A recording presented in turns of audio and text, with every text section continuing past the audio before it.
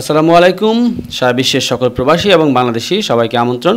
FDIPP সমাপনী অনুষ্ঠানে জাপানি রাষ্ট্রদূত সাইদা শিনইচির অংশগ্রহণ।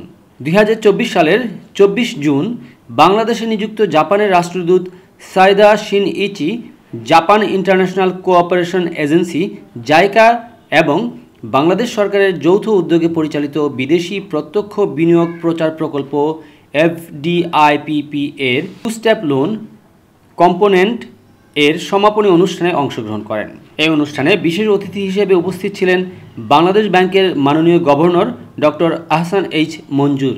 যদিও জাইকা এর অর্থায়নের অংশ ইতোমধ্যে সম্পন্ন হয়েছে, প্রকল্পটি এখন অংশগ্রহণকারী আর্থিক প্রতিষ্ঠানের পক্ষ থেকে প্রাপ্ত অর্থের ভিত্তিতে একটি রিভলভিং ফান্ড এর মাধ্যমে চলমান রয়েছে।